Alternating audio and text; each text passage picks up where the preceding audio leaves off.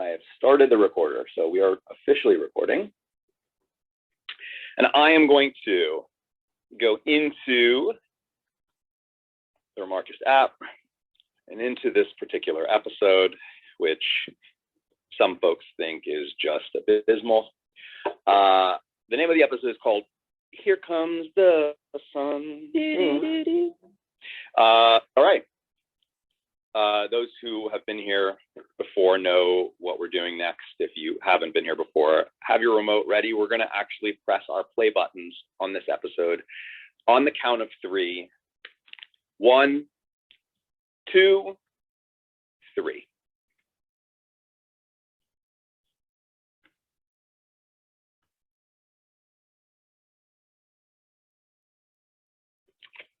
The curly hair is back. I'm already loving this episode.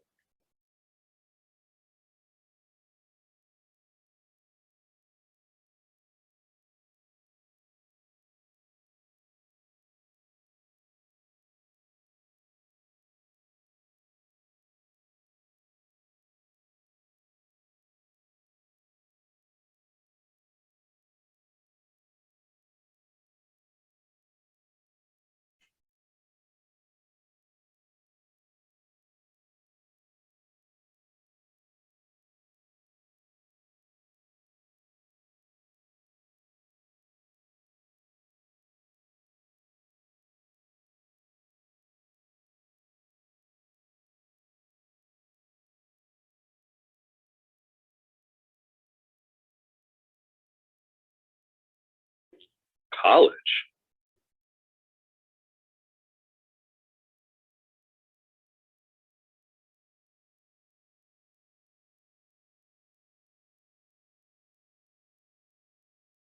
Did Lane go to college while I was on the show? It's up to 9. She hasn't graduated.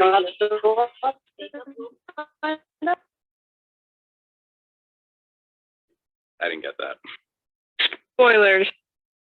Got it.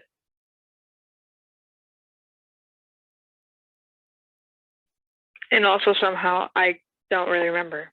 So.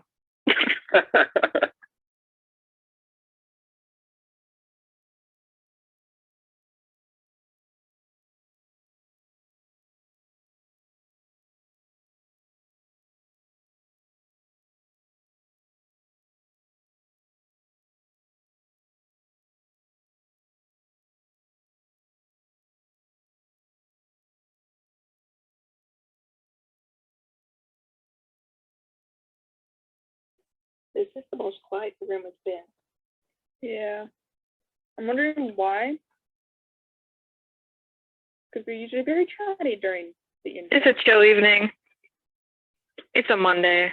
I thought it was kind of a boring cold entry. Yeah. Not much has really happened. Yeah. Not much has happened, and I mean, it sounds like this is an episode that is not, it doesn't drum up a lot of excitement for the fans. Not yet. I find that they were at Weston's very interesting. Is this like we're like getting karma points for trying to go after the inn immediately after Probably. Chris died?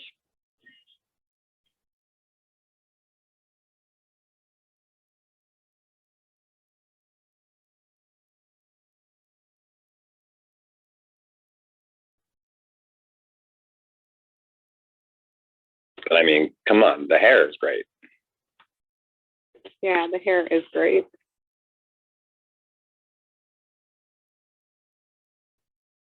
The outfit too. I like that. Yeah. I always questioned why she was getting water from the sink when she has the water bottle that Dean used to change. Dean hasn't been there to change it. Yeah, that's weird. She made coffee. There's no bottle there. They like never use that sink or show that sink.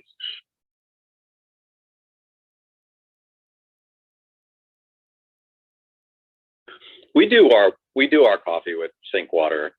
I don't know why, but I feel like it's a waste for whatever reason. I know I shouldn't, because good water makes good coffee, but We use tap water too. I have spring water. That's all we use. So that's what, because I live on the farm. It's always good water. We don't use sink water for anything because our sink water is really bad here. I don't just have water for ingestion unless it's been like boiled very aggressively. That's why I have a kettle, an electric kettle that I just bought, I think it was like last month, that I brew tea, because how else would you brew tea?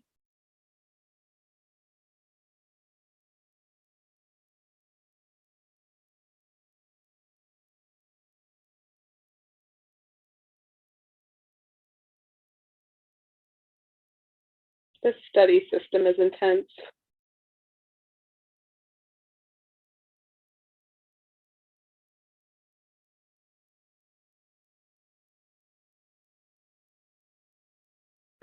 The once you get into the university or into a university that you want, what's the incentive to really like really crank and work super hard? Victorian, I'm guessing. Better grades in Paris. Okay.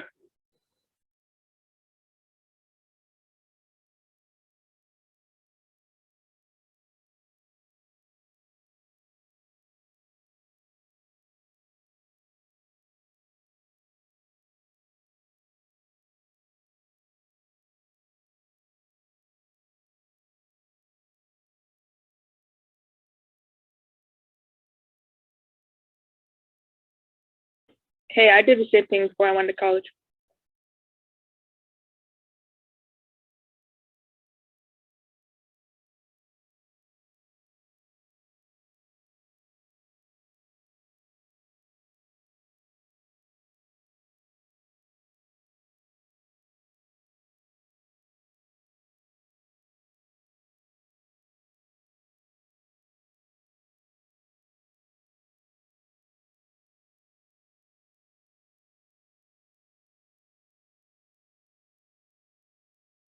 The garage is missing.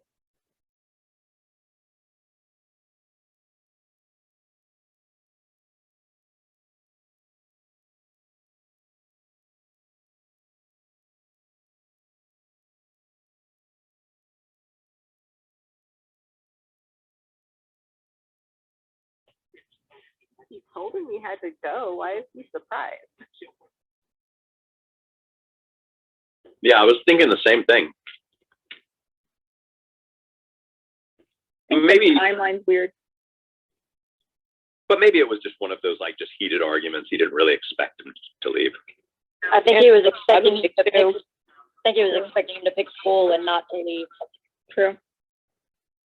The chuppah. Wow, the chuppah is still there. I like when the wisteria is bloomed.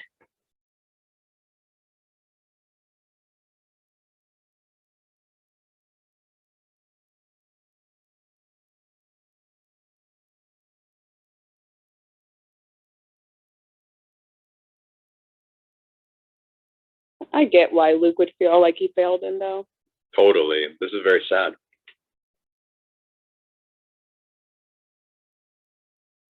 Oh, okay, that's interesting. Broken up, like he really was upset, like he really cared. I wonder where he thinks he would be.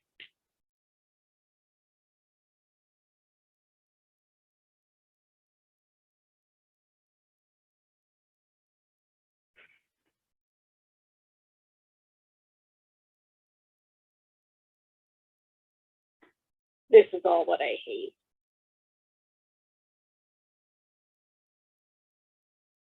This isn't too bad. Where was this shot?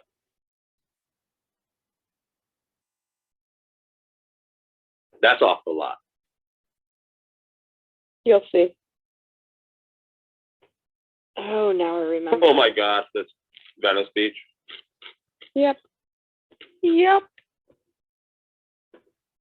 So pretty. I love that they dressed him like that because he looks like straight, like not like he's ever supposed to be there. Like even next to this dude, it's hilarious. This dude. What's cool is that at first I was like, wow, they went all the way to California, you know, forget it. so far.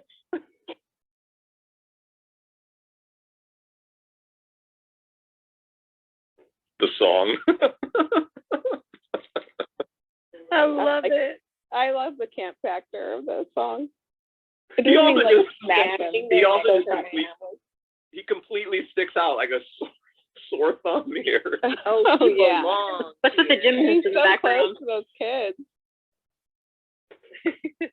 These kids like start so I would not be by kids. they're just trying to tell him like, get away.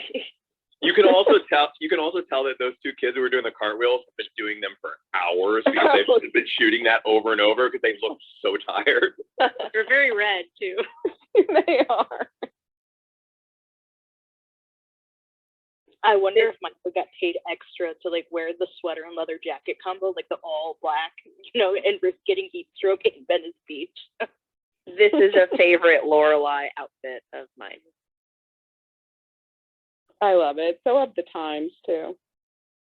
Flashback, guys.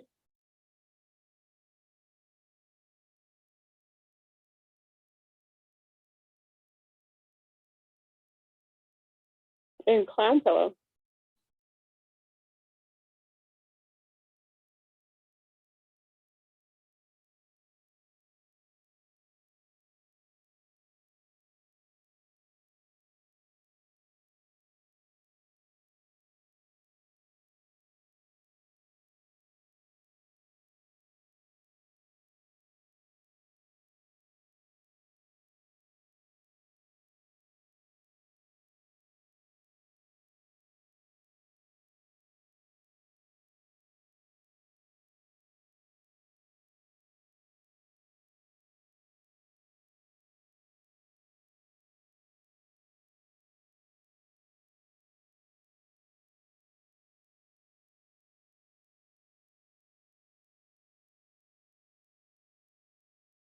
How would they even knew this? She wouldn't have reported this yet. Wouldn't it have been like on her next year's taxes or whatever? Exactly.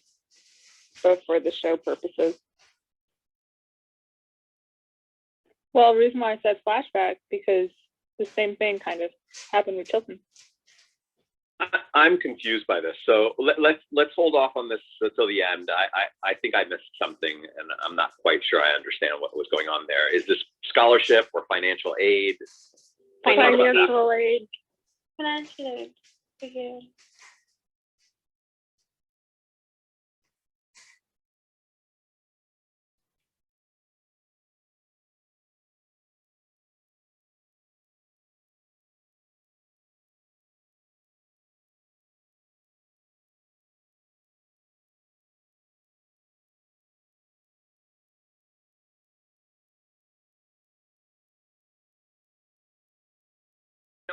So many Lord of the Rings references.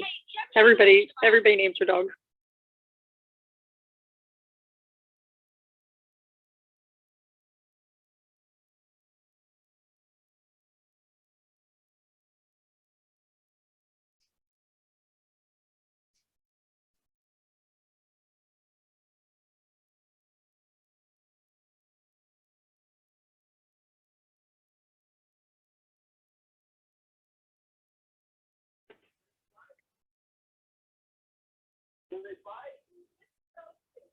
Is he on the roof? Yeah. Audio. Interesting that he's a little nervous around dogs. There's a lot of dogs, though. Yeah, I wouldn't be really afraid of this. Looks like my house. That is Jessica's house.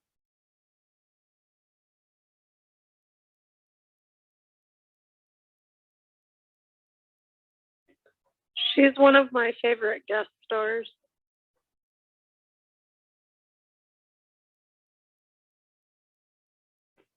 She was on a Showtime show a long time ago, like Twin right Peaks. before Twin Peaks, yeah. Was it? But she was on something else too on Showtime.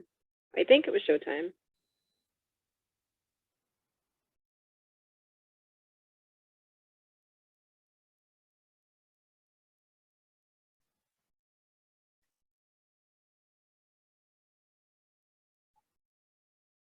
These Venice Beach apartments, shacks, whatever, man, they are expensive.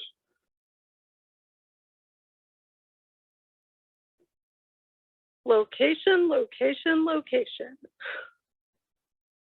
Yeah, I mean, yeah, the rent out there is crazy.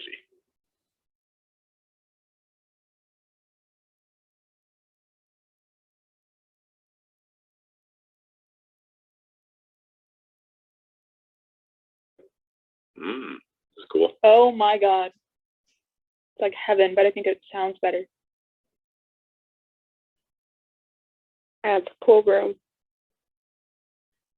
I mean, so far I'm totally intrigued. This episode has got me. I'm hooked.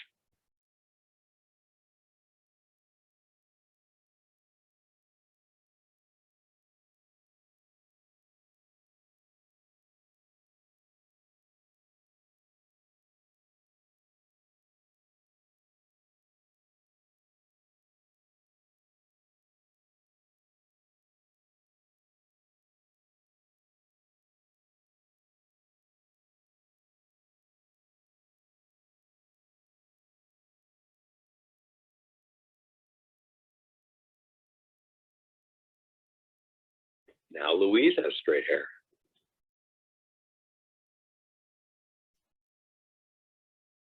I wonder if they have a grid, you know, like where they have everybody kind of like, oh, this person's gonna have straight hair in this episode. This one's gonna have curly. We can't double up. Let's. That's some detail there, like a spreadsheet. Yeah, it seems like it, right? Kind of, Louise though. has had curly hair for the last few episodes. Louise is my favorite, one of my favorite Shelton people.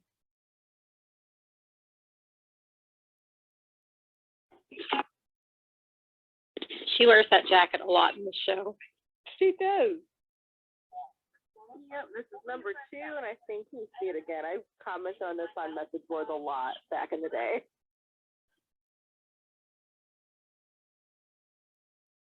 By the way, Megan, your microphone is very, very low on my end. Is that just me? No, it's low for me too. It's low for me too. Yeah, I've noticed it a few nights. Just to let you know, I mean, it's not a big deal, but you might want to just look into your settings and see if your microphone is on a low setting. You certainly don't need to do that now. I'm just letting you know.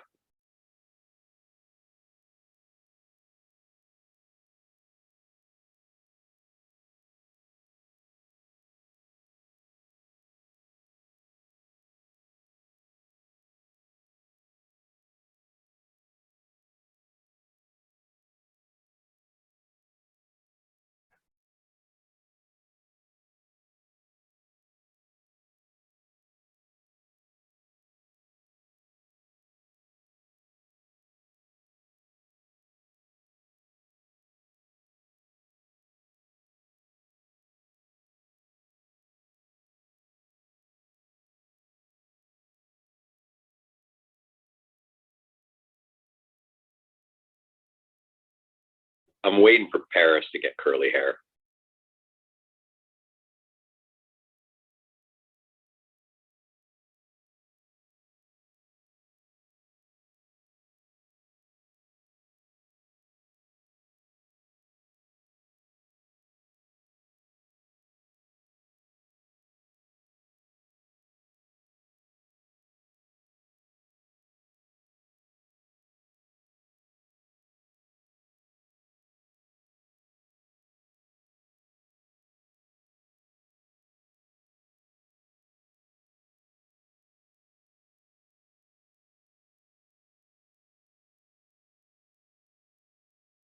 Man, she's really good.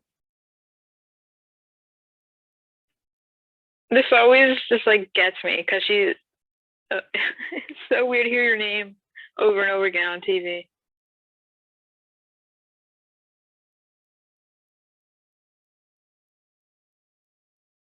I think this is the Santa Monica Pier. I think so. Let me look again.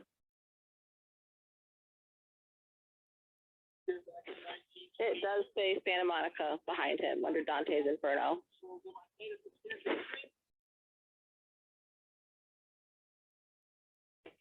It reminds me of Luke. That's what I was gonna say, a little like Luke. Oh yeah. West Coast Luke. And Lily slightly reminds me of Lorelai because she knows everybody and everybody knows her. Yeah, and is like willing to sew stuff for them. Yeah.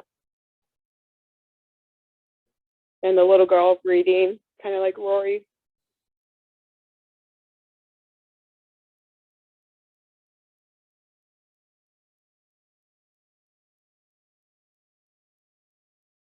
Yeah, that's the Santa Monica Pier in the background. That's a walk from where they were before.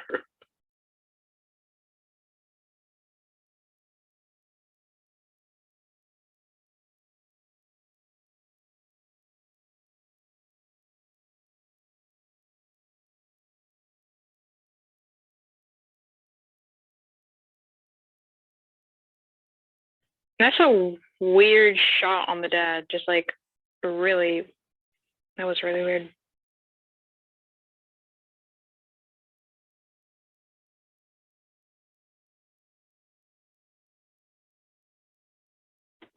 Just some baggy jeans. Super baggy. They're like dad jeans, like my dad, like old man jeans.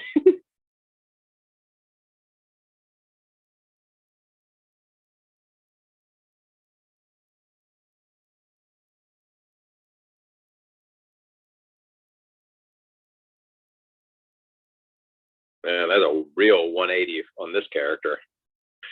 From like inarticulate running out the door to fairly comfortable. Oh, he's in his element now. He's where he's comfortable. So Yeah. I'm not criticizing it. I think it's cool. oh no, I was just adding on to what you were saying.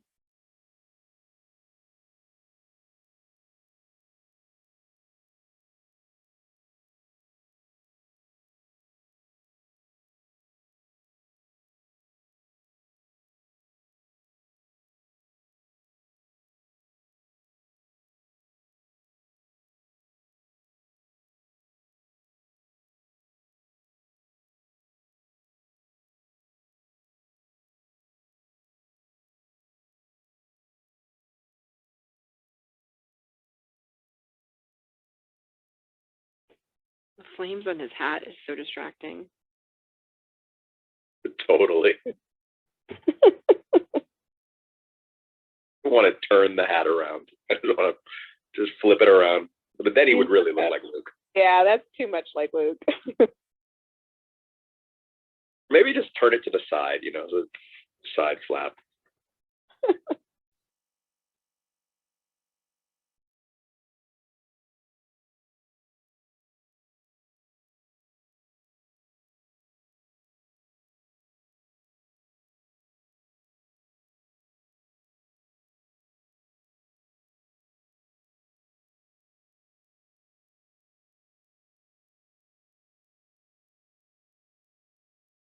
Didn't answer her. Oh, that's Alex. That's Alex under all that latex. I have to run away, so I'm giving up my spot on the couch. I didn't even know that was Alex. Oh yeah, I love Miss Celine. Oh my gosh. Bye, Sabrina.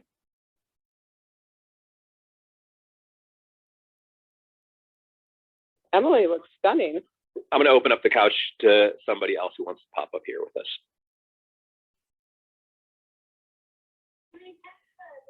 She looks great, but not for her granddaughter's graduation. No, that's probably a little much. I always thought this was funny. It's Sabrina.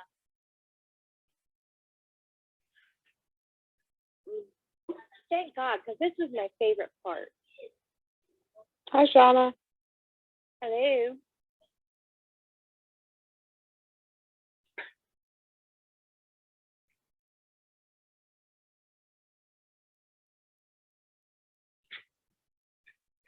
But when you saw this for the first time, you knew that this was somebody in a ton of latex, right?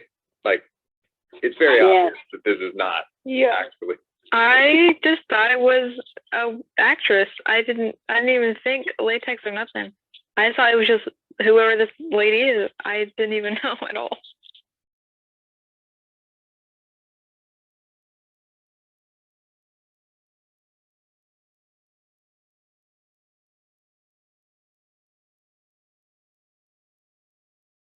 But Lily, now you see it though, right? I'm gonna have to watch a little more and let you know because I've seen this so many times and never realized. So I'm with you, Lily. I always knew it was her, just like seeing it in credits, but just like it just doesn't jump out at you.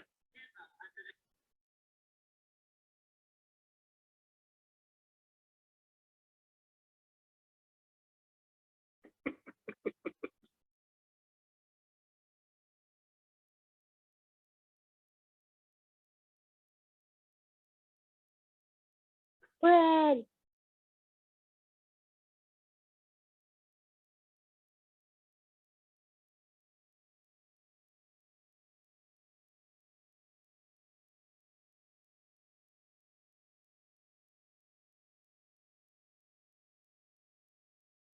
Man, yearbooks. Forgot about those.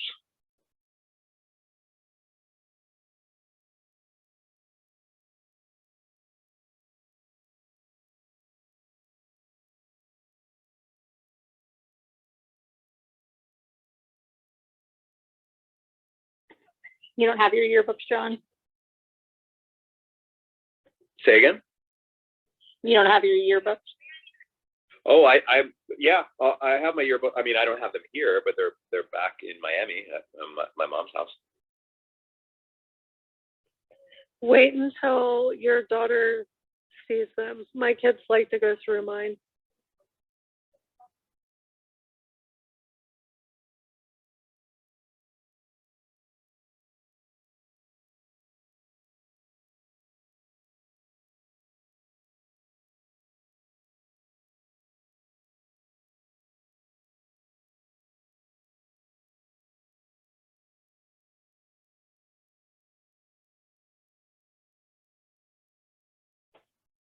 I loved Felicity's hair until she cut it.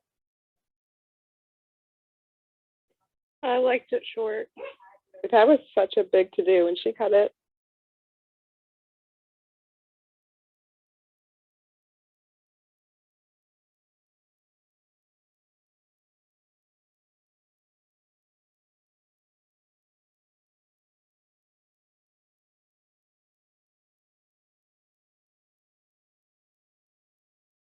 I wonder if that unclench the fist was in the script. Felt a little improv-y, even though I know there's no improv in the show, but that just felt a little bit like an improv button on a scene.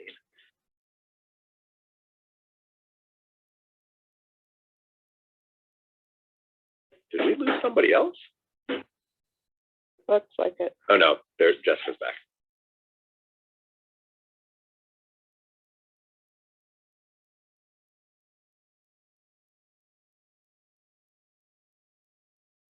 What else has this actor been on? He looks really familiar. I love that. Those loose covers like that. That's a pretty color.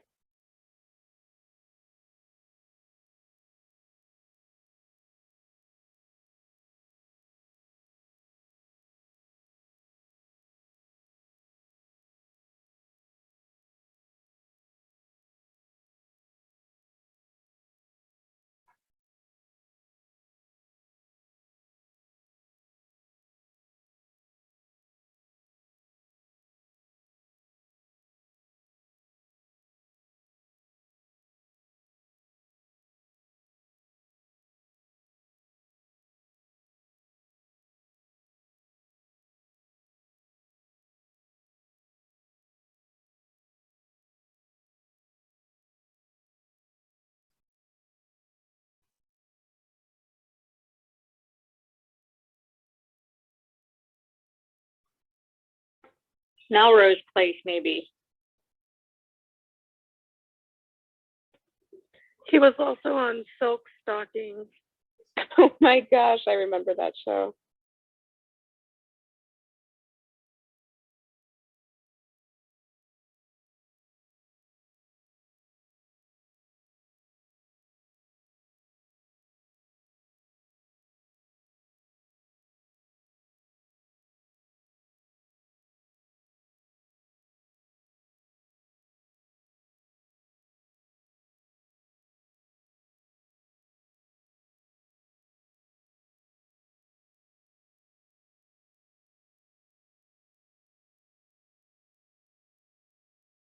Wasn't she in the wardrobe?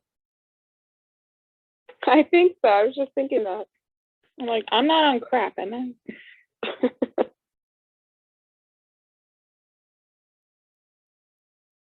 Is Alexis breaking a little? She looks like she's kind of laughing at Alex's performance. She does. I think so. I mean, come on. Like there was a Alex moment where it looked like she doing was really this, I would struggling to love to. keep a smile in. But I think that it's like kind of a ridiculous like person that she's meeting. You know. I think it's natural. There's an episode in season 1 where Michelle's in the background and he's breaking big time.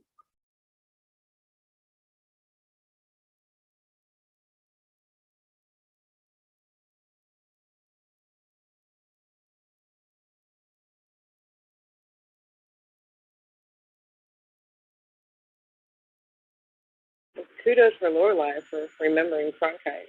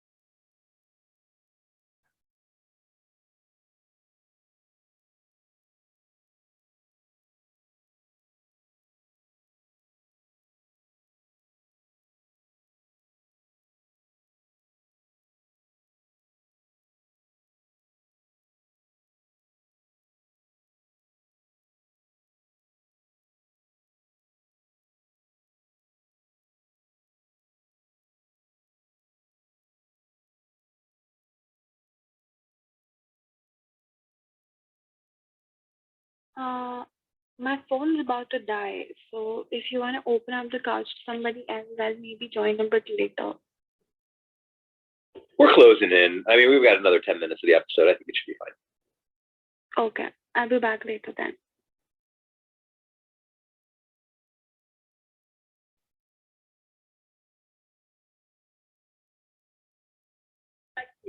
There was a lovely bone reference somebody mentioned yesterday.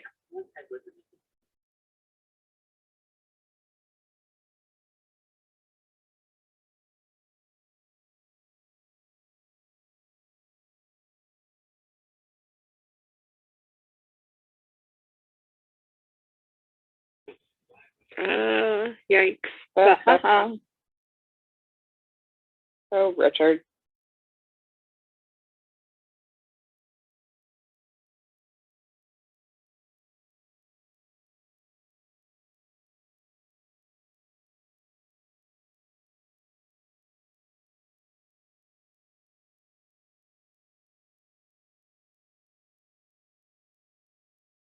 Superman reference.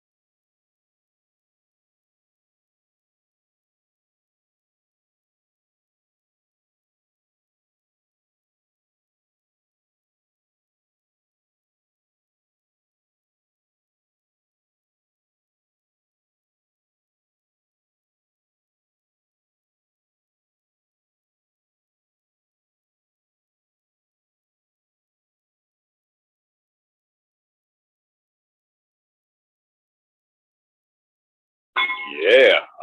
That was awesome. That was awesome, Mary. Incorrect. I concur. I like the yoga people in the background.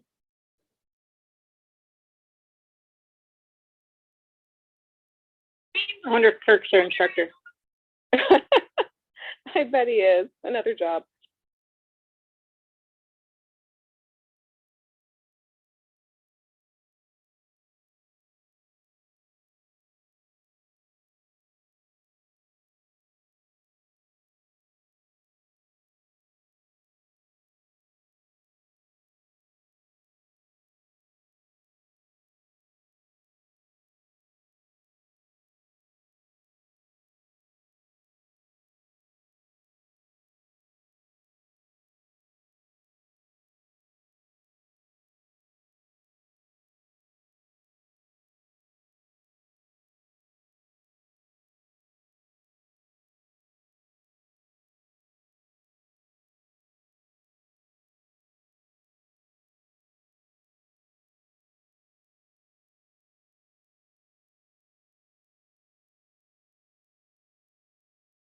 Is that laugh scripted?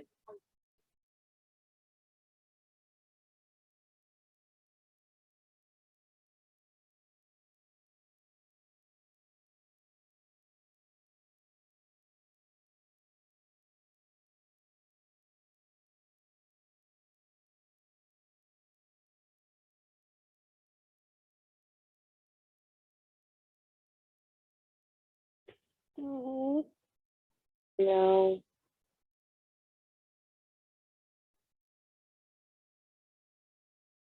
I don't understand why Luke bolted inside. I mean, I understand this, but He's scared to hurt Rory's feelings. Yeah, I think he just felt awkward because he knows and maybe Rory doesn't know.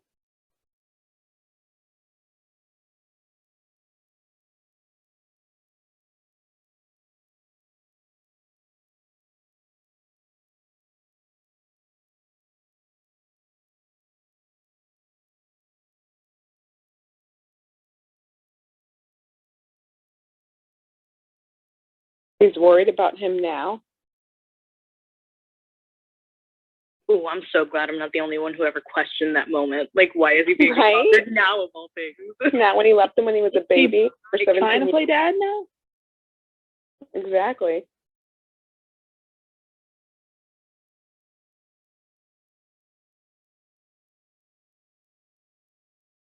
I don't think he was worried about him. I think he was worried about losing him. Small distinction.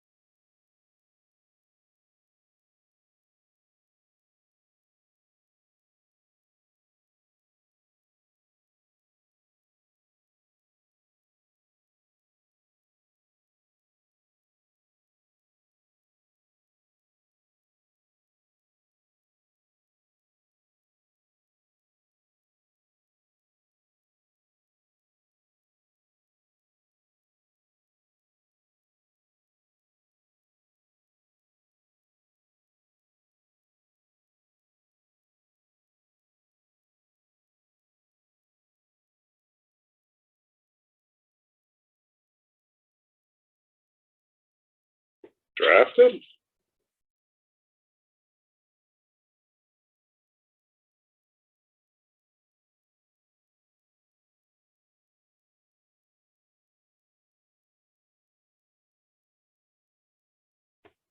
This breaks my heart for him.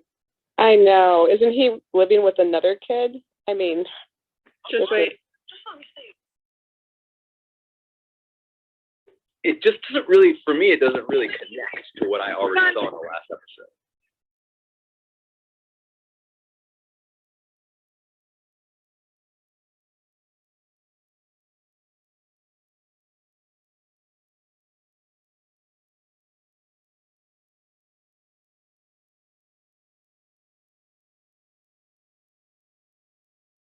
Sorry, I didn't mean to interrupt you, but that was a powerful scene. No, I know, but it's, I think it's good to let people sort of, figure out for themselves if they want to, listen to a powerful scene. Okay, fine. Also, others have cited that the interruptions get very distracting in previous chats, so sorry. Fine.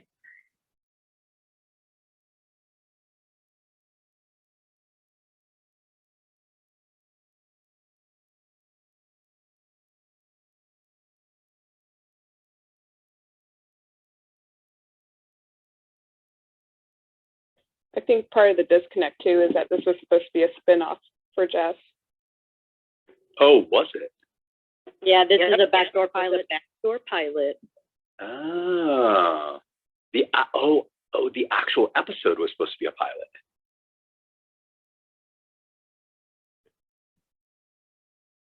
We'll clarify in post.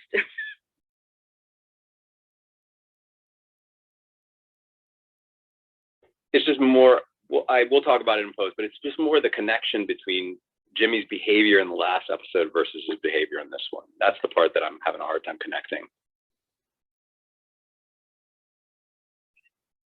This one drives me crazy right here.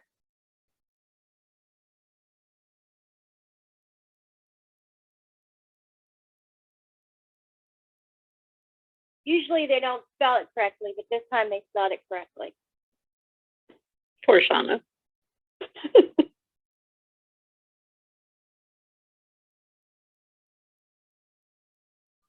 Amy must have the name against somebody named Shauna because she's used it twice in this series so far.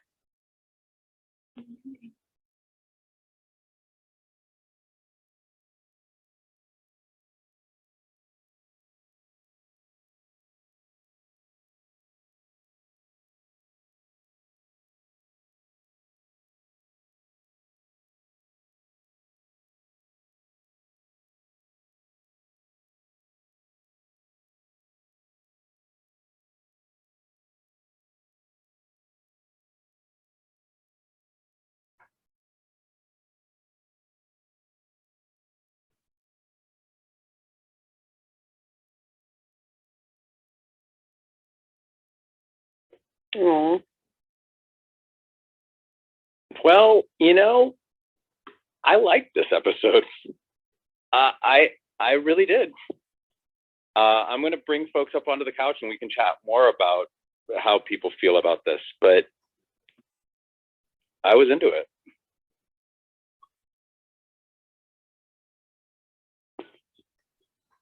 It was never my least favorite episode. Yeah, same here. Now watching it again, I kind of enjoyed it, and I love that moment at the end between Rory and Lorelai. I've always liked this episode. There's been some parts that I've kind of like fast forward through a bit, like a couple of the scenes. I'm honestly not the biggest Sasha fan, so her I wasn't super into, but other stuff I liked. I just realized something that probably all of you already know. It's that I will not spoil anything, but about the character of Sasha, the actress Sherilyn, I think that's her name. I didn't know. Yeah. So for some people, it takes a few viewings to know. Wait. That who was who? We'll talk about it later, Sherilyn Sean. Fenn. Oh, okay. We'll talk about it later. All right. You'll find out. All right. So my first big question, just general question to the group, because we went into this with the sense that this episode is not a favorite, and or that it was like less than a favorite, that a lot of people just don't really like the episode. it was a backdoor pilot. That's something that was identified. I didn't realize that, but I feel like I did hear something about a potential show that they wanted to do with the Jess character way back in the day. I didn't realize. They did actually film the pilot, but I can't find it anywhere anymore. There was a full pilot episode. Oh, really? Because a backdoor pilot is a show, is something that was created. Yeah. Why it's called backdoor. It was like this was an episode of another show that they then would use as the pilot. You mean that there's an additional episode? After this episode, there was a show filmed because he had a couple of friends that he was in school with there in California, but nothing happened after that second episode or that episode. So my question then to the group is why, for those who do not like this episode, I'm curious why. Before anybody else adds on, I wanted to add on Jessica's point that this is the pilot. This is the unaired pilot of Jess's spinoff show, Windward Circle. All of the Jess scenes that you see are from the unaired pilot. There are just a couple of scenes that didn't make the final cut. I was reading something that the Paley Center for Media had about this unaired pilot, and there's like 2 scenes that are taken out from the final cut, but everything else you see, everything with Jess in it, was from the pilot. But there are different things that people allege about the pilot and why the show never took off the ground or anything like that. But we can save it for later. Sorry, what were you saying, Tasha? What was it? It's called what? It's deleted scenes on the DVDs, I believe. I may be wrong. On the DVDs, it could be on there because I remember seeing it on YouTube, and I think not only this whole episode was quote unquote just trying to them trying to spin off Jess, but I think there's also an entirely full episode. I think in addition to this, then again I could be wrong, but yeah, they try to pick it up, but I think with Milo's schedule, it just didn't work. Oh, it was because of Milo's schedule. It wasn't because the show wasn't good. There are a lot of reasons. Yeah, there are a lot of reasons one of the reasons I think was cost of filming in Venice Beach. Oh, right. Because that would be a lot of location shooting, which is expensive. Yeah, I also heard, and it was alleged that it tested poorly. I read that somewhere as well. There's just a lot of stuff that is cited for the reason why the show never took off the ground. Sorry, you heard that. Yeah, there's just a lot of stuff that's alleged. Diaries. Did that show Bedford Diaries? Was it spent at that same time when they were trying to do this too? I don't know. I really don't. I don't know. But Bedford Diaries is 2005. Because then Penn Badgley did John Tucker Must Die and then Gossip Girl.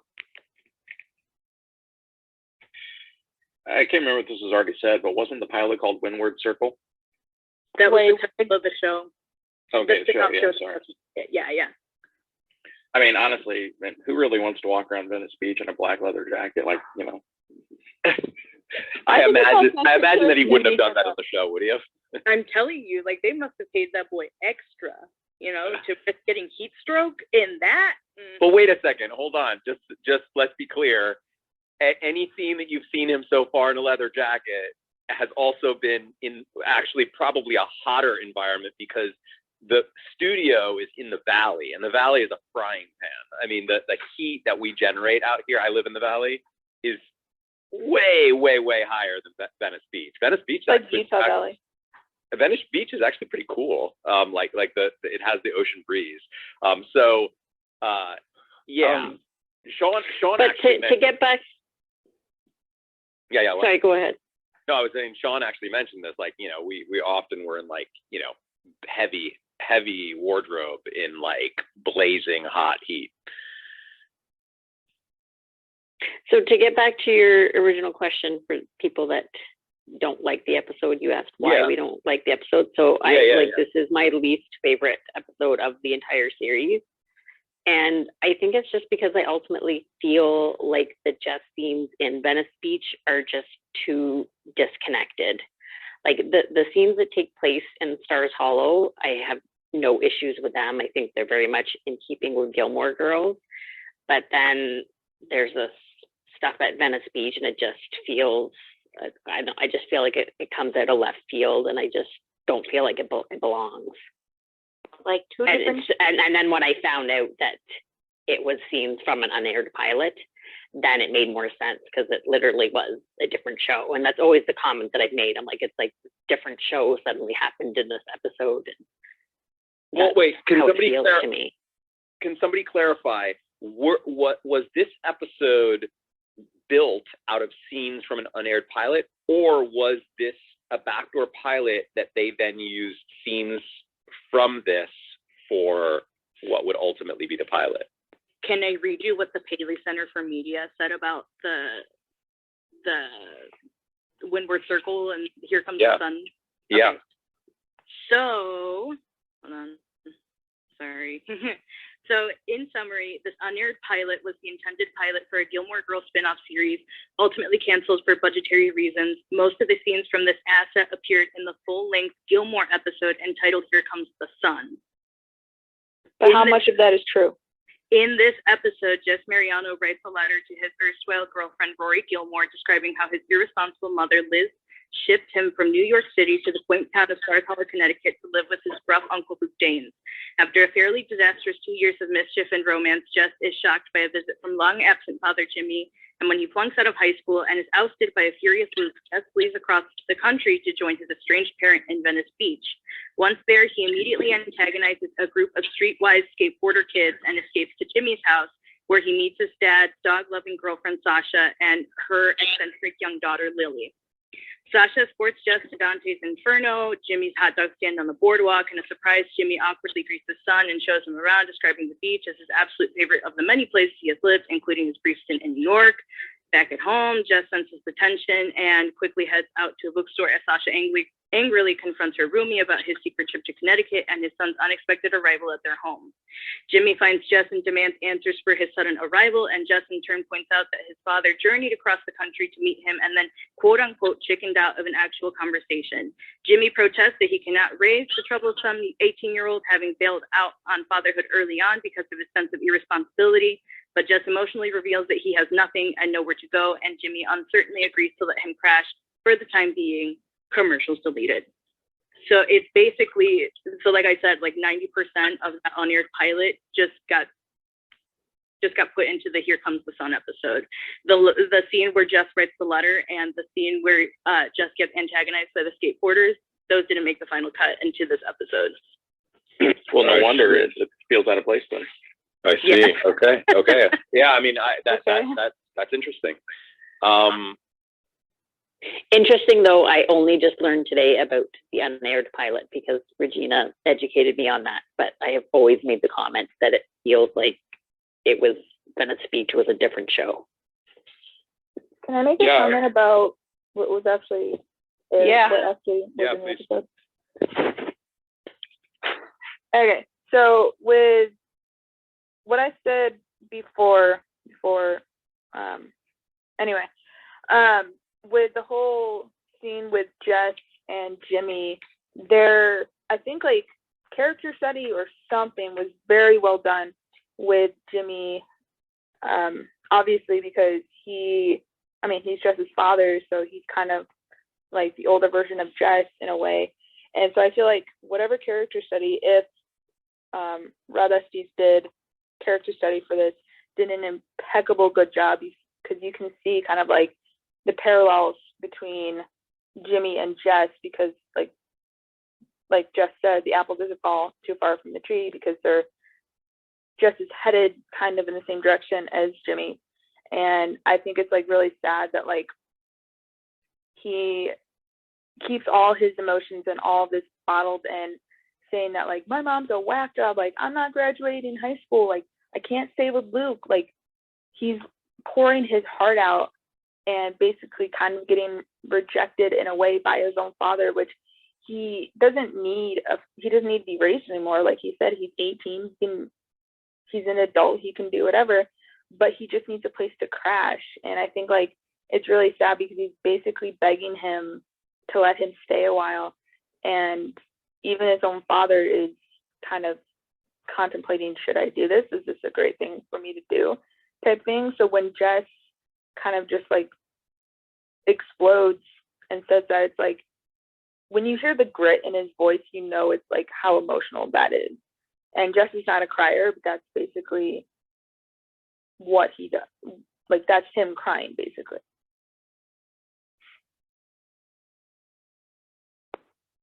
Can I ask a question about that? Yes. No, I wish Jess cried. I wish he cried. What was your question, Jess? Oh, I guess, no, I'm just, maybe it's not really like a fully formulated question, but I'm just kind of thinking out loud here. But like, you know, all this, and like they had this huge buildup, like, hey, I need a place to stay. I made the trip out here, blah, blah, blah. And they turned him down. Was that just like, do we think that was really supposed to happen? Or was it because the pilot wasn't successful and the show was canceled? Oh. I mean, as of right now, I'm assuming, as somebody who has not watched any more than this episode, that we get more of this in the next episode and that we have some resolution to it. I would assume, as a viewer coming fresh into this, that he is going to stay there with his father, and that we just have more to develop here. I think that's the premise of the new show, right? Is that he was going to stay with his father and like live his life with his father there. Yeah. It sounds like it, but it sounds like because the show didn't get picked up, that unless I'm interpreting you wrong, Zachary, that because it didn't get picked up, that they've sort of just not really resolved it here, which I guess suggests that they never really resolve it. Just something that made me think. I'm trying to throw it out there without like, you know, trying to give like too much foresight like into. Right. Yeah. You seemed pretty surprised about the draft comment. What was your like when you said that you liked the draft? Well, I mean, we don't have a draft anymore. I just thought it was just just a funny line. I think he was talking about the like just the selective service thing. It kind of threw me for a loop too. Yeah, I mean, it just sounded like I just could hear the writing for a second. That's all it was. Yeah. Don't you still have to sign up for a draft as soon as you turn 18 if you're a male? Is that not a thing 18 to anymore? 25, yeah. And this was 2 years after 9/11, so it was around the time where all the guys that age thought they were about to be drafted. That's a good point, Jessica. Oh, that's interesting. That's For real. For real, I felt that. Yep. Interesting. I don't ever remember ever thinking anything like that, but but I graduated a decade earlier, so I don't know what to say, except that for whatever reason, there was something refreshing about all of these new scenes for me. Yeah. I didn't feel, I mean, it felt different, but in a way that sometimes a show will do that's kind of fun, just we're giving you something a little different here. Maybe the disconnect was between kind of jumping back and forth between that and Stars Hollow, which I guess is similar to, folks who are feeling that disconnection might actually be feeling something similar to what I felt during the flashback episode. That's exactly what I was going to say. Yeah, where I actually didn't feel like those two were connected, but for whatever reason, maybe it was because, what also bothered me about the flashback episodes is that I didn't really particularly love all of that flashback stuff in general. I just, for some reason, it just didn't land with me. Whereas I kind of liked being in this little Venice world, and I was intrigued by these characters. And wanted to know a little bit more about who they were and what was going on here. I did think that the Jimmy character was, especially with that big scene between him and Jess there at the end, it just, I was having a hard time connecting that Jimmy with the Jimmy that we just met that like could barely speak and then just like ran out the door.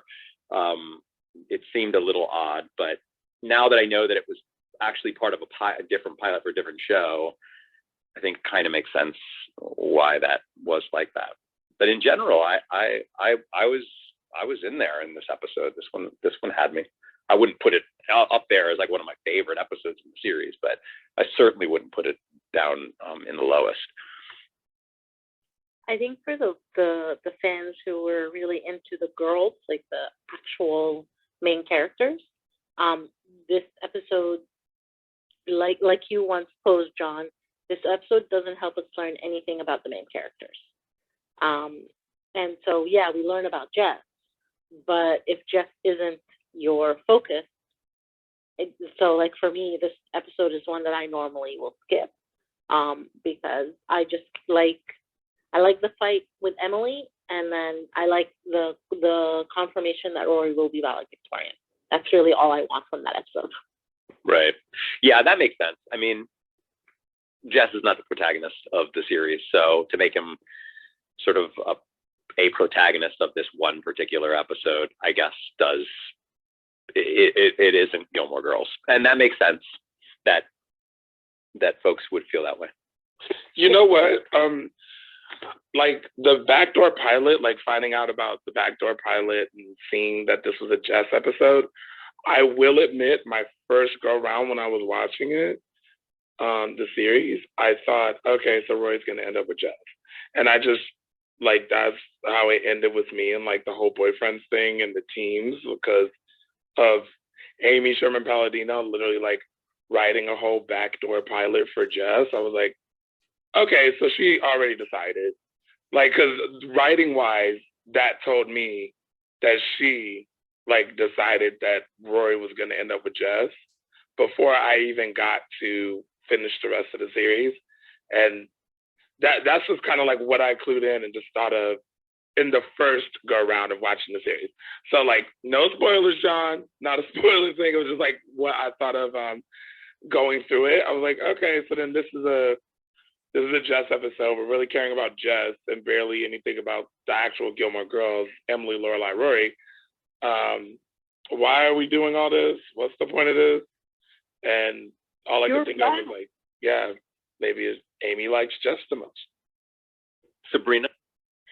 I think that that's a really interesting insight, Carl, but I will say that another example that was completely different, I don't know if any of you watched Buffy the Vampire Slayer, but Angel had his own show and he did not end up with Buffy. And I think that it's like a really good clue, but on the other hand, it could just be that like the market research or like the research on Gilmore Girls is that Milo was like particularly popular in such a way that they could like continue his story elsewhere.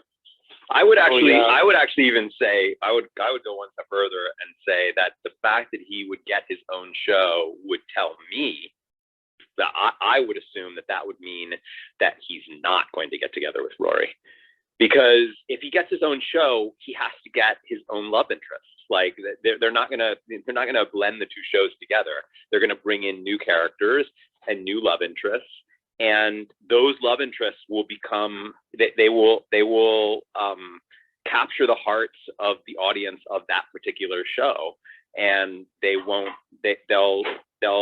want to honor that.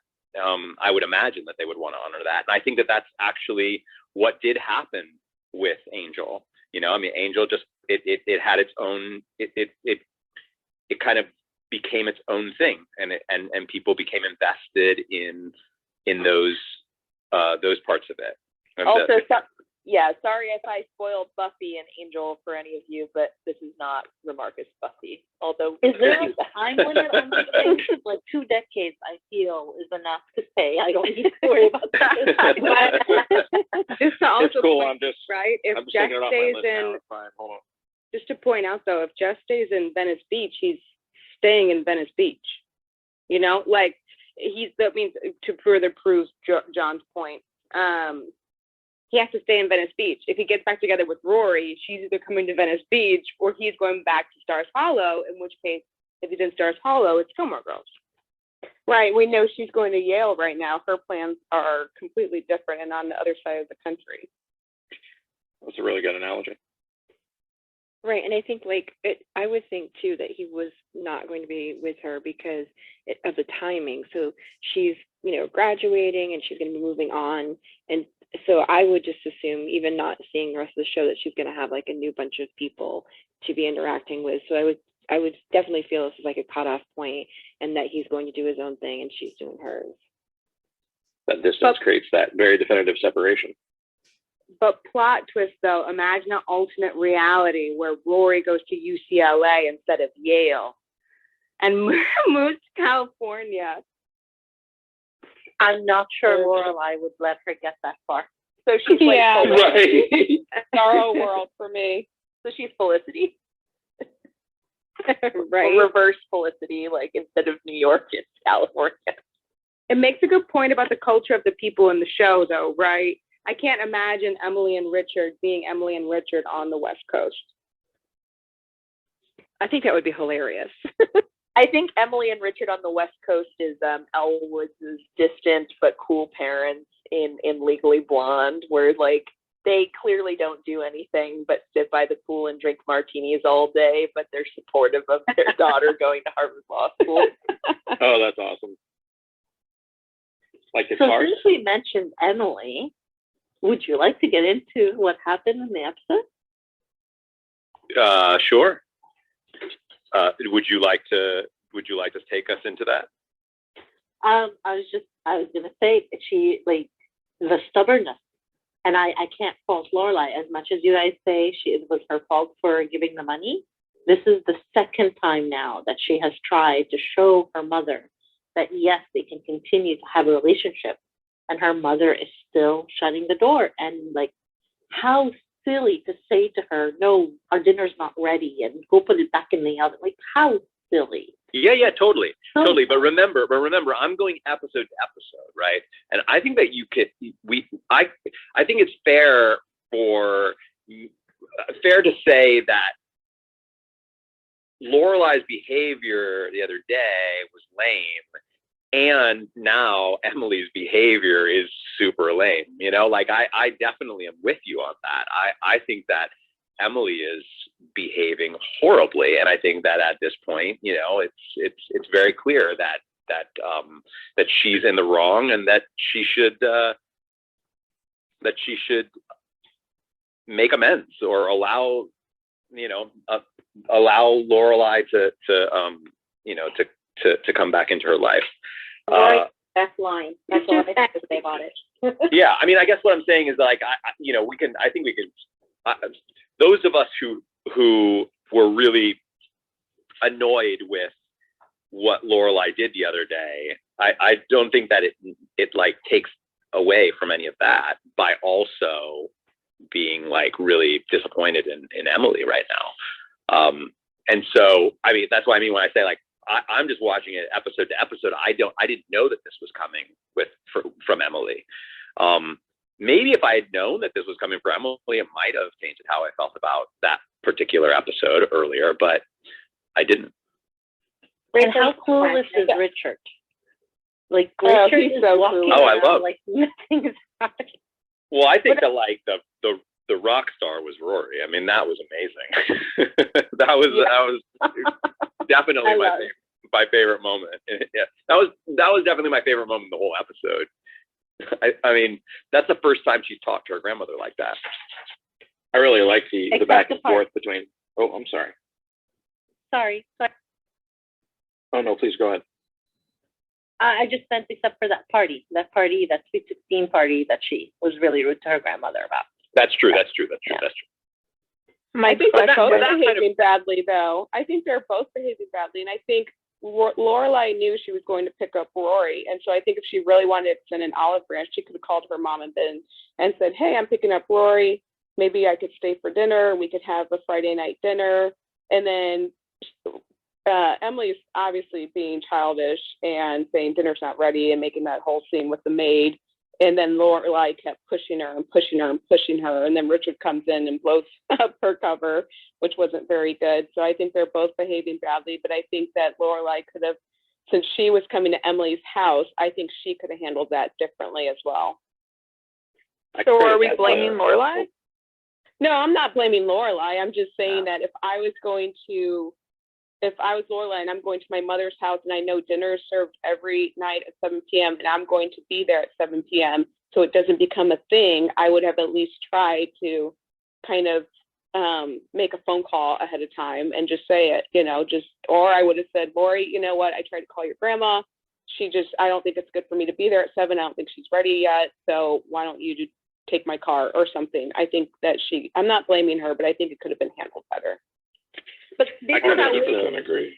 this is how we know that they are actually a family, because all the lane is genetic, So there's just Exactly. I credit it to good writing because not only is it great entertainment that we're having this huge discussion on the back and forth between two of them, but it clearly shows that they're very much mother-daughter. Yeah. Yeah, I agree, Rachel. I think that that they both have part in it, and the apple doesn't fall far from the tree. But it's interesting, John, that you love that moment with Rory, because that's like one of the moments where I'm like, oof, Rory, no. And I don't know if maybe Really? that's a cultural thing. Tell me why.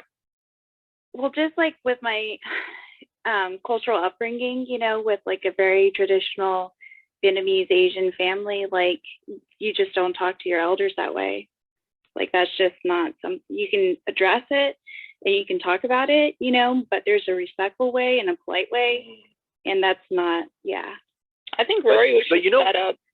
I was going to say, I think that they've tried that many times with Emily, and it hasn't worked. And I agree, but I just know I would never talk to my grandparents that way. I wouldn't. No matter how old I get, I just wouldn't do it. You know what I mean? I would address things, and I have addressed things in the past, but I think there's a respectful way to go about things, and there's a rude way to go about things, and I think that was not a shining moment for her. Yeah, there's that culture clash that some of us understand, as T says. So I relate to her comment, and I agree. Interesting. Yeah, I will admit, I agree with what T said there, because I would never raise my voice against my mom unless there's something mentally wrong with me.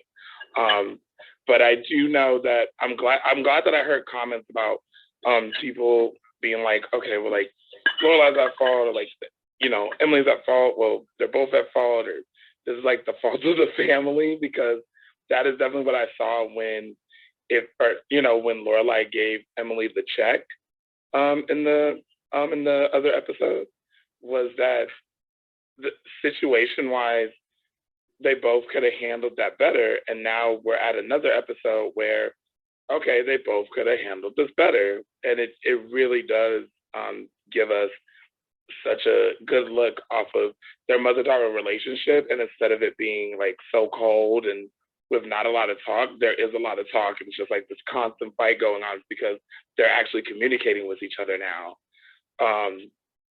Not as much as we would with our parents maybe, but they're communicating with each other more than that they've done in the previous seasons, to the point where this fight does affect the whole family that's involved. So I think that's why whenever I watch this episode, I always watch this one for that scene and that moment, because then I start to see Rory actually getting involved with the mother-daughter clash of Lorelai and Emily. All right, I'm taking a little. I feel and I don't want to step on the toes of culture stuff, so I won't. I feel there's a point where you just take it and take it and take it and take it and take it. And yeah, there's a respect issue and there's a time and a place for things. But I think kind of in the situation that Rory's in, she's always the person that doesn't want to cause conflict, the person that always wants to people please and doesn't want to cause any arguments.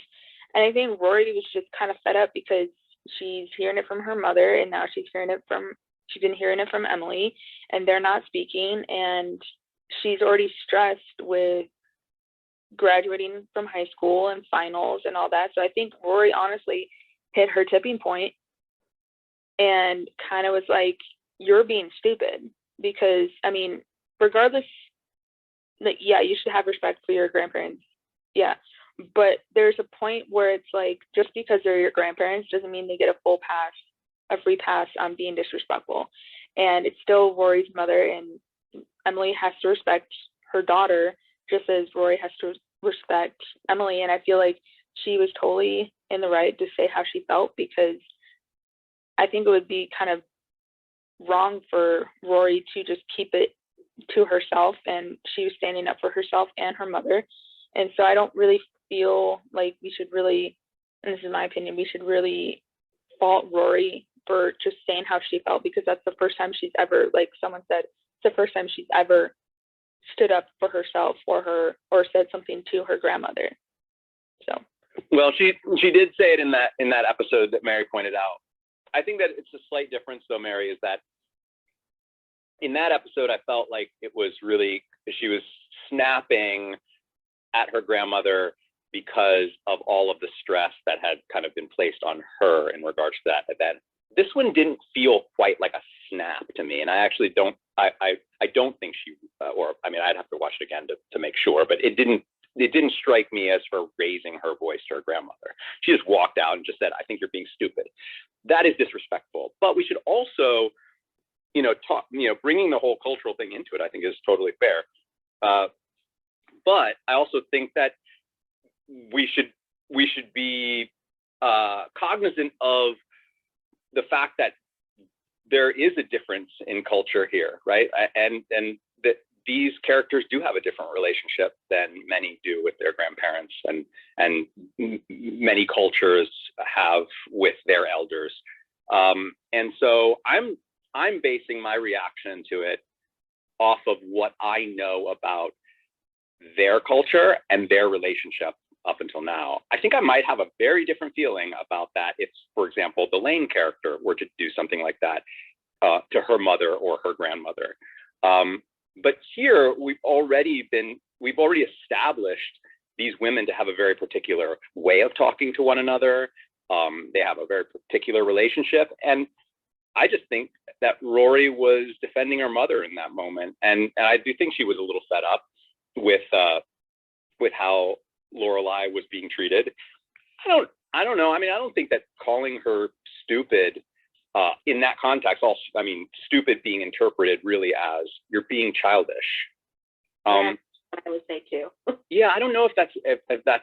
I mean, I feel like if anything, Rory was speaking her language. Like that's the kind of thing Emily might say, and so I think that Rory was standing up for her mother and speaking the language that Emily speaks and seems to understand, and within the context of their relationship and their cultural upbringing, and it seemed like it made sense to me. Whereas like I said, I probably would feel differently if it was a different character with a different cultural upbringing. I think Rory's just fed up with the childish fight that they're having over money and stuff.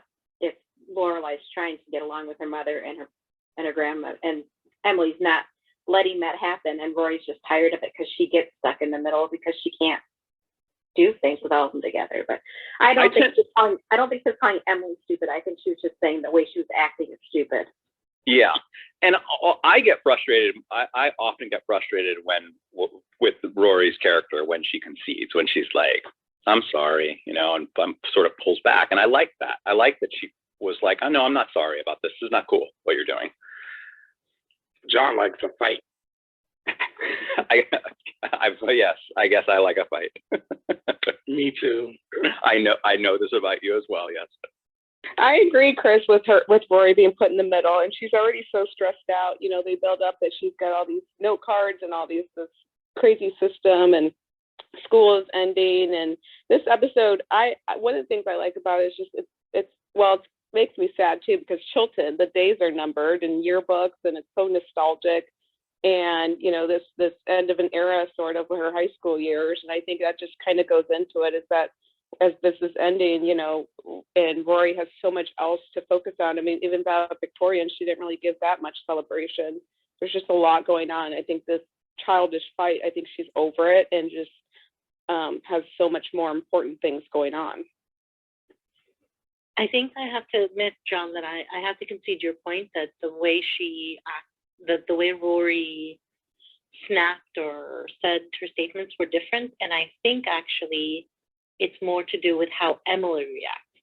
When Rory snapped at her at the party, Emily thought of her rude, thought of her as throwing a temper tantrum, was very offended. But here, I thought Emily was shocked. And I think this was, and it came from the idea that like, she actually understands that this is out of Rory's frustration, that she's not throwing a temper tantrum.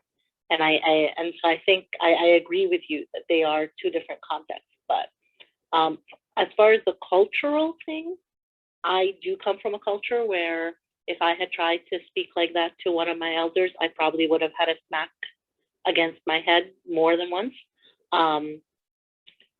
But at the same time, as I got older, there was a unspoken respect given to me that I had always given to my elders.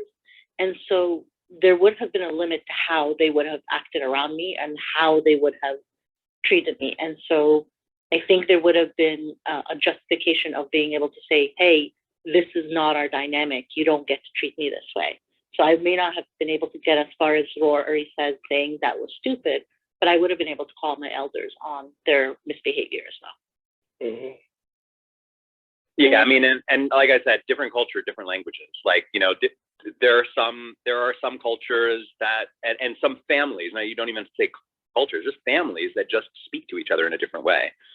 And I didn't feel like this was outside of the language that they speak. I just wanted to say something. It has nothing to do with what we. Yeah, okay. It's a new topic. And it's not a topic, but I just thought that I wanted to say this. So I am from Mexico. I live in Mexico City. So if anybody doesn't understand what I'm saying because my English is different or whatever, just please feel free. If you do want to understand, just ask me or say like, what? Like, I will not be offended. Okay. I just wanted to say that just in case. Thank you. Adriana, Okay. your No English is worries. great Cool. and you're doing fabulous. Yeah, I was going to say the same thing. Your English Thank is you. your English is flawless. Yeah, I was also going to say I don't know. I don't think you don't have any trouble expressing yourself. I think I can understand you very well, and I think your English is very good.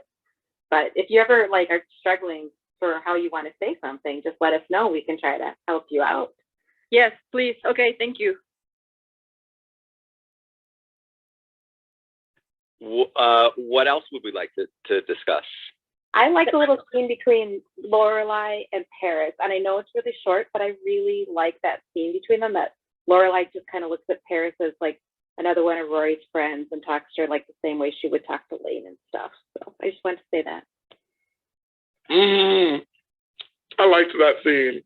It really it just made me very, very happy because Lorelai always had a fondness for Paris.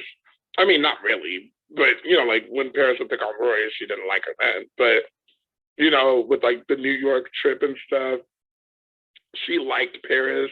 And that was, it just kind of set up what happened there in that episode, and it really warmed my heart. Binging the series for the first time, I was like, oh, they can be cool now, and Paris and Rory are about to graduate, and she's talking to her like she would Lane. Paris is officially Rory's friend. It made me very happy. I love that scene. Same. Good scene. I like how at first she was actually kind of afraid of Paris. She's nervous about it. She's like, "Oh, your hair is really shiny," I just thought that was funny. Right. And speaking of Paris is just indomitable, right? There's a line from a long time ago where I think it's the Puffs episode where Rory's walking out of the cafeteria and Paris pops up and she goes, "Oh my God, you're like a pop-up book from hell," you know? But like just to segue a tiny bit, if people are interested in segueing, one of the things that I do love about the Jess world is the two female characters. It's just like, I love the characters that Amy and Dan Palladino write. Smart, witty, caring, all over the place, so themselves. I just can't applaud it more. The diversity of women in the show, I really appreciate it. And you say the female characters in the Jess storyline, you mean the little girl and refresh me on the name of the Sasha and Lily. And Lily, the little girl. Yes, I realize also that I just used the phrase diversity. I think when we have an off week, it would be an interesting topic to discuss Gilmore Girls and diversity because of its lack of inclusiveness. But when I talk about personalities of women, I really like the extension that they seem to hit. Ooh, Can as well. I think Can Carl channel- was gonna take a night that we were gonna do some diversity, some show diversity stuff. Sociology. The sociology of Gilmore Girls diversity. I also will say I love diversity near you. I also will say, Carl, I was really happy to finally hear somebody else eating while doing the post show, because it's all. I feel like I was trying to be quiet. because I feel like I've been the only one who's just been like, you're on so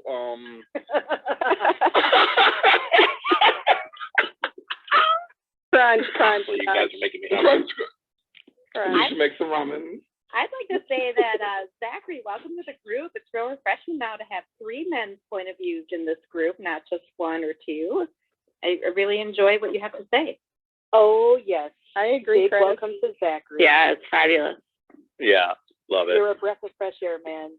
What I would like to talk about next, though, is Miss Celine, because I know that Diana has some insights to share on that I think the group would like to hear. Wait, before we dive into those insights, just quick show of hands using mics. We flash our mics to show our hands. How many people, when they first saw the show, thought that was a person in a bunch of latex?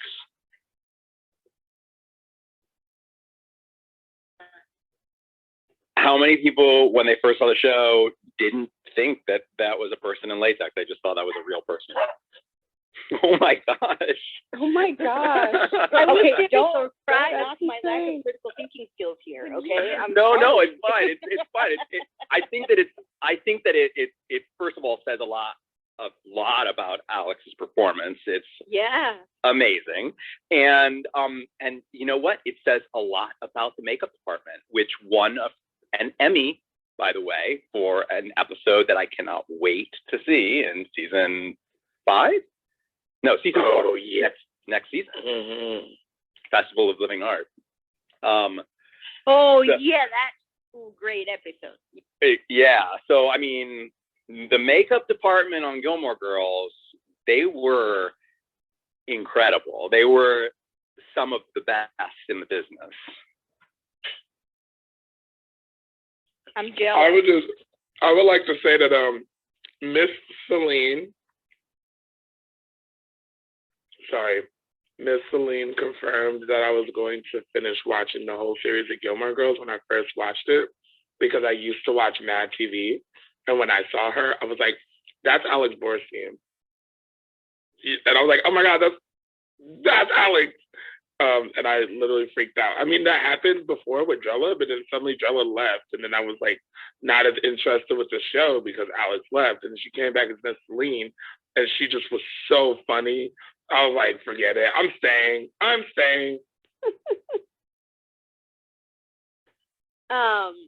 I I just wanted to first say, Lily, when I was listening to your commentary, I was like, oh, thank God I'm not the only one that didn't have any idea who that was or that it wasn't just an actress. Yep. I found that out today. I mean, I knew before. Me too, Lily. And welcome to Remarcus, where you learn something every day. In particular. Can I just point one thing out? I'm gonna channel Lorelai. Remember when she found out about Gigi and was like, she's copying me, Rory Gigi? Now we have another girl, Lily. So somebody over there likes the constant vowel. Also, in the subtitles, it's spelled correctly, and I know correctly isn't, but I say correctly because it's how my name is spelled. It was spelled Lily in the subtitles, and usually it's double L. So that also was like, it's just weird because it's not really common anymore. But it makes me feel like Lorelai was right. Like this was written, like it was written to be a copy of Rory because they really like the consonant and vowel combination. I agree with that.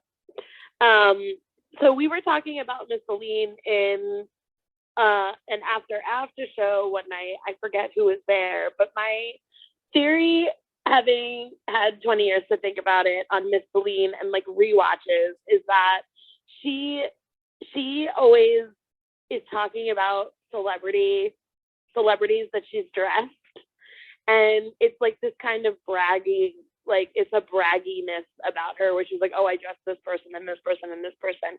But as the Gilmore Girls come into the room, she calls them by celebrity names like Natalie Wood, or and she associates the Gilmore Girls with a particular celebrity.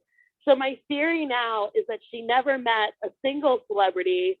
She never dressed a single celebrity. She just had that naming system for regular people, or she's crazy because she called Lorelai Natalie to her face. She was like, she like referred to her as Natalie instead of just being like, you look just like Natalie Wood. No, she called her Natalie.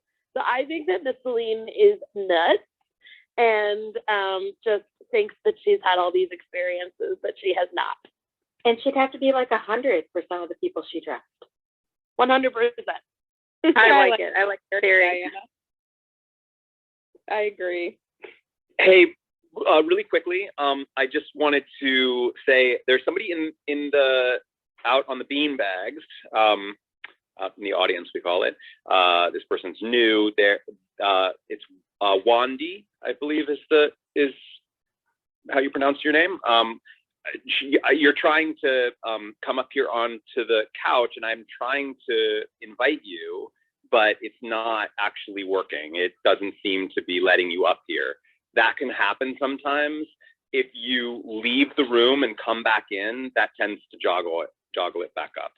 So if you would like to join us on the couch, I would just say leave the room, then come right back in, and then try again, and we should be able to get you up here. If it's a numbers thing, I'd be more than happy to step down. Oh, no, it's not a numbers thing. At this point, it really is just like there's like a weird glitch that happens sometimes, and people are raising their hand, and it's just like not letting them in.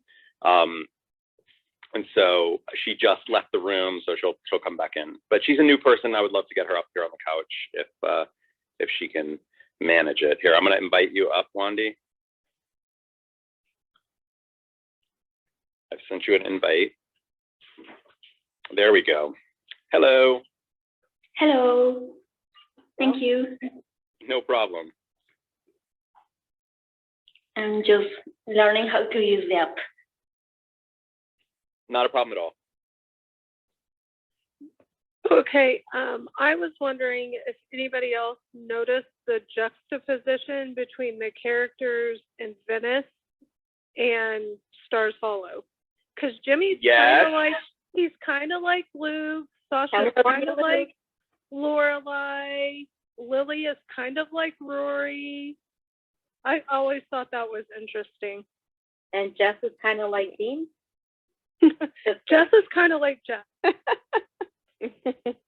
Yeah, it's like it feels like it's really like an alternate universe. It's an alternate universe of Stars Hollow. So they've like flipped everything.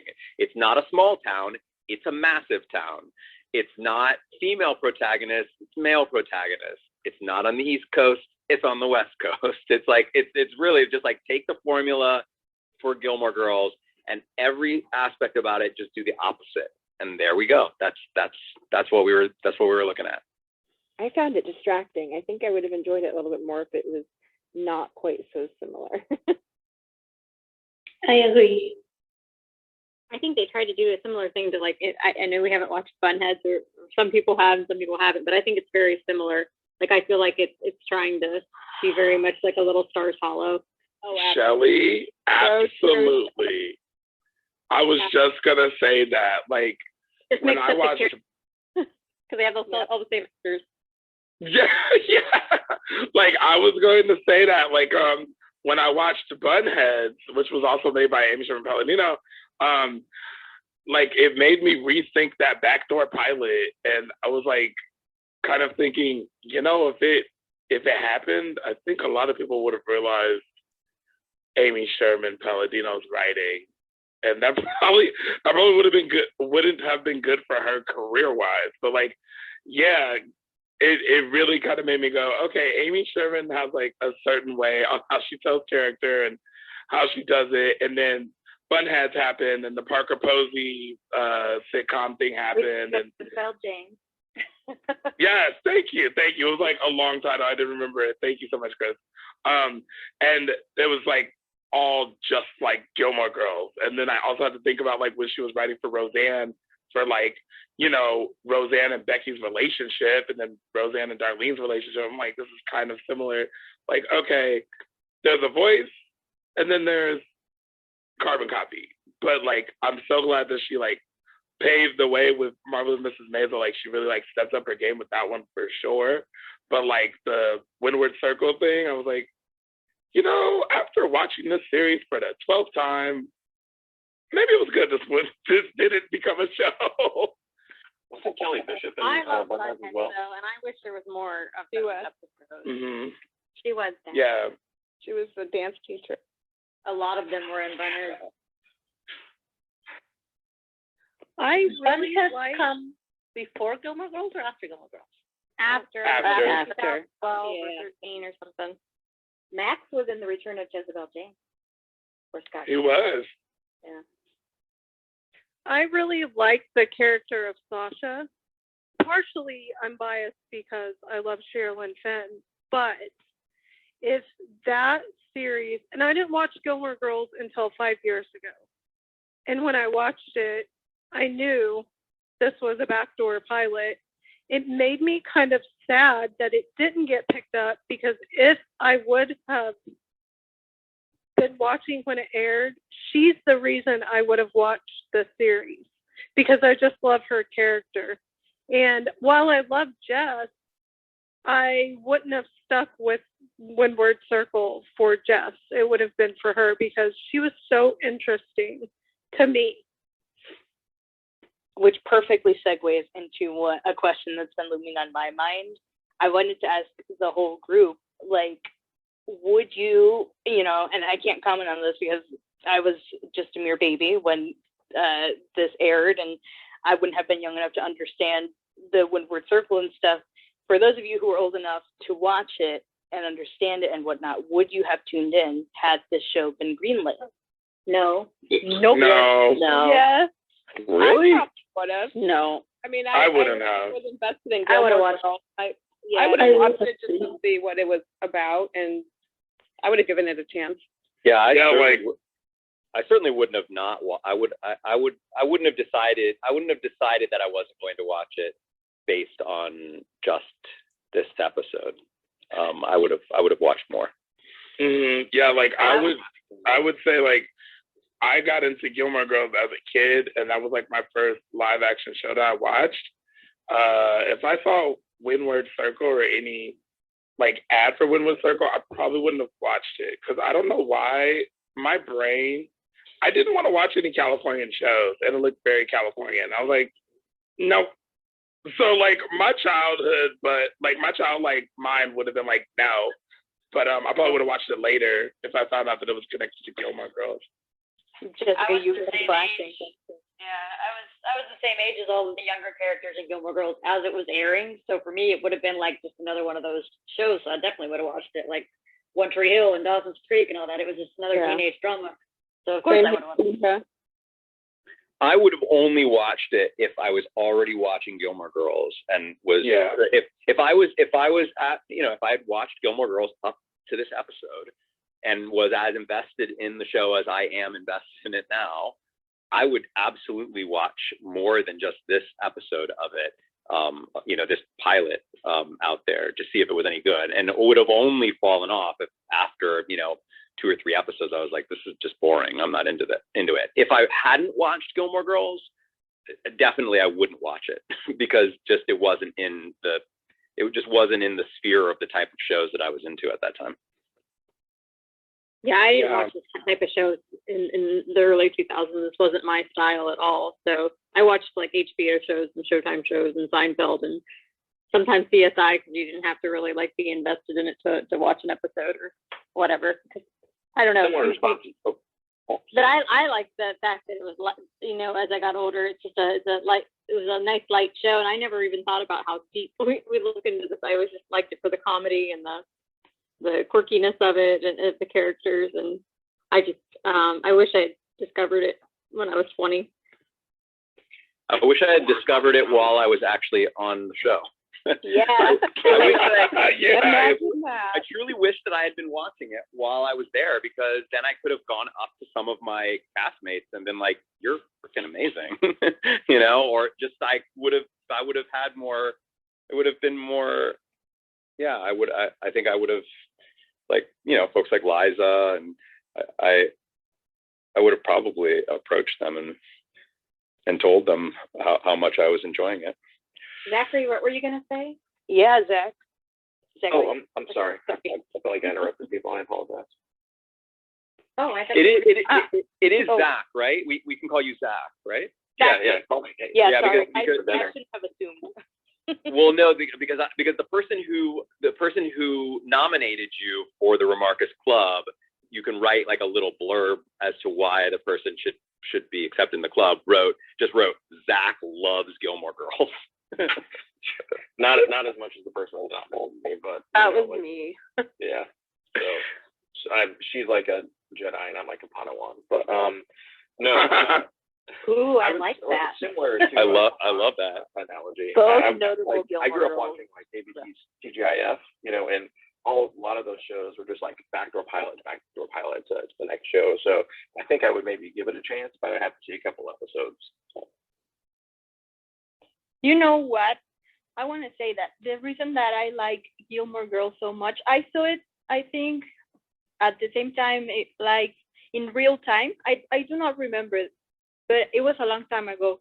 But I really enjoy it because as like the thing about speaking and the languages and communicating and stuff, and how they, first of all, they're two ladies and they are always like talking and expressing their abstract thoughts, and how it is written, like it's so fast and very communicative. So that I really enjoyed it. And also, all the references and, well, the same reason that all of us, we like Gilmore Girls, but I was really drawn to the writing. So yeah, thank you for listening. Something that I definitely would like to do during the hiatus week, Babsy has actually mentioned it a few times, and we talked about maybe Claudia either hosting it or being a part of, co-hosting or something. But it sounds like now she's gonna focus on a different event during hiatus week. But just international, just what it was like for international folks watching the show. All of the references, how many references did international folks get? I mean, for those of you who don't know, my wife, Babsy, is German, and so is Claudia. And it's just a topic that's come up a few times. And I think it would be a really cool event for us to just like converge around that discussion, around that theme. I would love to hear from, I would love to hear from you, Adriana, your thoughts on all of that kind of stuff, along along with Claudia's and others. Yeah. I have, as usual, made everybody moderators because I'm going to hop off now. That doesn't mean that you have to hop off. Feel free to stick around and continue the discussion. Now you'll have one less person to spoil. So, and let me look in the audience. No, Shiv is still there. So he at this point, Shiv, it's on you. If you stick around, you may get spoiled. I'm back tomorrow, 7 p.m. We're going to be watching the finale of season 3. Can you believe that we're at the end of season 3 already? I mean, it really is. All these years. It's really going fast. I'm starting to get a little nervous that it's going a little too fast. We're gonna in 11 episodes, we're going to be halfway through the series, right? If the last scene doesn't end with Rory and Lorelai together, for the last episode in the season, I'm going to be really disappointed. Wait, what?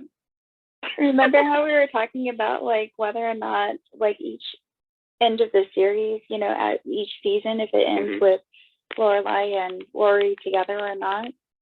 If they're not in the last scene together, I'm going to be really disappointed. Wait a second, haven't you watched this before? I watched it before, but like I don't normally watch it with like a microscope lens, to be honest. Got it. Like I'm not one that would normally be like, oh, I noticed that furniture and that's moved over there and this and that. And like I don't watch it with that lens. But now you are. Are you talking about season 3 or every last season, like every last finale? I don't want to know, Mary. I want to. That's part of my. Okay. Well, I'll say this as somebody who has not watched the series and has absolutely no idea about that last scene. I will be furious if they are not together in that last scene. Absolutely furious. Well, Jonathan, time to be mad. No, don't spoil me, man. Life is hard. I will be as upset as I was when they introduced that Mia character. Oh my goodness. Wait, you didn't like don't Mia? understand how somebody can hate Mia. I know, never. All she does is like literally come in, smile, be like, "I love you, girls," and leave. Oh, God. Sends shivers down my spine just thinking about the character. All right. All right, everybody. I'm heading out. I will see you tomorrow at 7 p.m. for our finale, and then we're gonna just dive right into season 4. We're not even gonna take a breather. Nice. Okay. All right. Have a good night. Good night. Have a great night, everyone. Thanks. Good night. Bye.